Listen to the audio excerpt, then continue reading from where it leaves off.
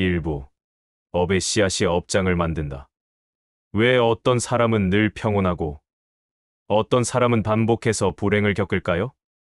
같은 곳에 살고 같은 일을 하는데도 누군가는 행운을 누리고 누군가는 고통만 반복합니다.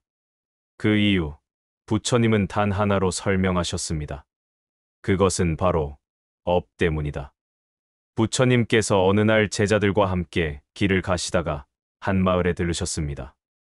그 마을엔 늘 고통스러운 삶을 사는 이들도 있었고 반대로 하는 일마다 순조로운 사람도 있었습니다. 이 광경을 지켜보던 한 제자가 의아한 듯 부처님께 여쭈었습니다. 스승님, 왜 같은 곳에서 같이 살아가는 사람들인데 삶의 흐름은 이토록 다를 수 있습니까? 부처님께서 고요히 미소 지으시며 이렇게 말씀하셨습니다. 그것은 바로 업 때문이니라. 사람이 살아가며 짓는 모든 행위, 그것이 결국 그 사람의 삶을 결정하느니라. 선한 행위에는 선한 결과가, 악한 행위에는 그에 맞는 고통이 뒤따르느니라. 제자가 다시 물었습니다. 그렇다면 업이란 정확히 무엇입니까? 부처님께서 말씀하셨습니다. 업이란 말과 행동, 그리고 마음속에서 일어나는 모든 생각이니라. 사람은 늘 업을 짓고 있으며 그 업은 사라지지 않고 그 사람의 삶 속에 그대로 남아 미래에 반드시 영향을 미치느니라. 씨앗을 뿌리면 언젠가 열매를 맺듯이 업도 반드시 결실을 맺게 되느니라. 제자는 고개를 끄덕이며 또 다시 질문을 올렸습니다. 그러면 착한 일을 했는데도 고통을 겪는 경우는 왜 생기는 것입니까? 업의 결과는 즉시 오지 않는 것입니까? 부처님께서는 조용히 말씀하셨습니다. 그렇다. 어떤 업은 곧바로 결실을 맺기도 하지만 어떤 업은 오랜 시간이 흐른 후에야 그 결과가 나타나기도 하느니라. 전생에 지은 업이 지금의 삶을 만들듯 지금 짓는 업도 미래의 삶을 바꾸느니라. 제자는 그제야 부처님의 말씀을 깊이 새기고 정중히 여쭈었습니다. 그렇다면 저희가 짓고 살아가야 할 업은 무엇입니까? 부처님께서 고개를 끄덕이며 말씀하셨습니다. 선업을 지으라. 사람은 누구나 실수할 수 있고 과오를 범할 수 있느니라.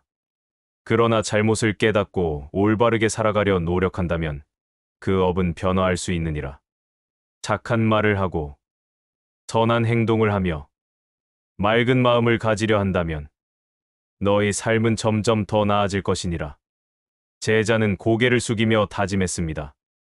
스승님, 저는 앞으로 제 마음을 잘 살피고 선한 행위를 쌓아가겠습니다. 부처님께서 미소 지으시며 말씀하셨습니다. 그래야 하느니라. 선업은 너희를 빛으로 이끌고 악업은 어둠 속으로 빠뜨리느니라. 삶의 방향은 스스로 결정하는 것이니 지혜롭게 선택하거라. 그리하여 부처님께서는 제자들에게 업의 본질과 삶을 바꾸는 지혜를 전하셨습니다. 2부. 업장이 쌓이는 세 가지 길과 그 실체. 어떤 사람은 분명 선하게 살아왔는데 끊임없이 고통을 겪습니다. 왜일까요? 바로 업장이라는 것이 삶을 가리고 있기 때문입니다. 업장은 단순한 고통이 아닙니다. 눈에 보이지 않지만 삶 전체를 어둡게 만드는 깊은 그림자입니다. 부처님께서 업장의 정체와 그 소멸의 길을 밝혀주십니다. 제자는 고개를 끄덕이며 말씀드렸습니다. 스승님, 선한 일을 하면 좋은 결과가 따르고 악한 일을 하면 나쁜 결과가 따른다는 건 이제 알겠습니다. 하지만 왜 어떤 사람들은 특별히 더 큰 고통을 겪고 어떤 사람은 평생 불행 속에서 살아가는 것입니까? 그들 중에는 스스로 큰 죄를 지은 적이 없는 이들도 있는데 그 이유는 무엇입니까? 부처님께서 고요한 미소를 머금으며 말씀하셨습니다. 그것은 바로 업장이 쌓였기 때문이니라. 제자는 놀란 표정으로 여쭈었습니다. 업장이라니요? 업장은 또 무엇입니까? 부처님께서는 천천히 고개를 끄덕이며 말씀하셨습니다. 업장이란 오랜 세월 쌓인 업의 찌꺼기요. 지나온 삶에서 반복된 악업이 덩어리처럼 남아있는 것이니라. 사람은 살아가면서 크고 작은 업을 계속 짓느니라. 그 중에서도 악업이 깊고 반복되면 마치 먼지가 쌓이듯 업장이 형성되느니라. 업장이 많을수록 마음은 무거워지고 삶에는 장애가 많아지느니라. 제자는 더욱 깊이 물었습니다. 그렇다면 업장이 쌓이면 어떤 일이 벌어지는 것입니까? 부처님께서 제자를 바라보시며 말씀하셨습니다. 업장이 깊어지면 몸과 마음이 무겁고 삶의 장애가 계속되느니라. 어떤 이는 별다른 이유 없이 늘 피로에 시달리며 병고에 시달리고, 어떤 이는 하는 일마다 막히고 가족이나 주변 사람과도 끊임없는 갈등을 겪느니라. 또 어떤 이는 이유도 모른 채 불안과 우울 속에서 살아가느니라. 제자는 깜짝 놀란 표정을 지으며 말했습니다. 그러고 보니 그런 사람들을 본 적이 있습니다. 무슨 일을 해도 되는 일이 없고 늘 고통만 반복되는 사람들입니다. 그럼 스승님, 업장은 도대체 어떻게 해서 그렇게 쌓이게 되는 것입니까? 부처님께서 나무십 하나를 주어 제자의 손바닥에 올려놓으며 말씀하셨습니다. 업장이란 단 한 번의 큰 실수로 생기는 것이 아니니라. 마치 나무짚이 한 장 한 장 쌓여가듯 작은 악행이 반복되어 두터운 덩어리가 되느니라. 순간의 분노, 사소한 거짓말, 끊이지 않는 탐욕, 반복되는 원망과 시기, 그리고 악한 습관들, 이 모든 것이 반복되면 업장이 되느니라. 뿐만 아니라 지금 생의 업만이 아닌 전생에서 지은 악업도 남아있다면 그것이 더해져 삶은 더욱 무거워지고 고통스러워지느니라. 제자는 깊은 한숨을 내쉬며 물었습니다. 그렇다면 업장이 쌓인 사람은 계속 불행하게 살아야 하는 것입니까?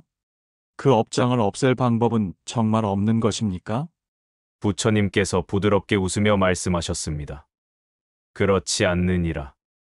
업장은 소멸될 수 있느니라. 아무리 두터운 구름이 하늘을 가려도 시간이 지나면 맑은 하늘이 드러나듯 업장도 사라질 수 있느니라. 그러나 그것은 스스로 깨닫고 노력하는 자에게만 허락된 길이니라. 제자는 간절한 눈빛으로 물었습니다. 그렇다면 업장을 소멸하는 방법은 무엇입니까? 부처님께서 손을 모으며 조용히 말씀하셨습니다. 참회하고 선업을 쌓으며 수행을 통해 마음을 맑게 하는 것이 업장을 소멸하는 가장 빠른 길이니라. 그리고 그것은 누구에게나 가능한 일이니라. 제자는 고개를 숙이며 다짐했습니다. 스승님, 저도 이제부터 저의 업장을 소멸하고 맑은 마음으로 살아가겠습니다. 부처님께서 따뜻한 미소를 지으며 말씀하셨습니다. 그렇다면 이제 업장이 쌓이는 이유를 알아야 할 것이니라. 그 원인을 알아야 다시 쌓이지 않게 되느니라. 업장은 세 가지의 길을 따라 쌓이게 되니라. 잘 듣고 마음 깊이 새기도록 하라. 좋아요와 구독, 여러분의 댓글 한 줄이 이 귀한 깨달음을 더 많은 이에게 전할 수 있습니다. 3부 업장이 쌓이는 세 가지 원인과 그 끊어내는 법은 다음 편에 계속됩니다.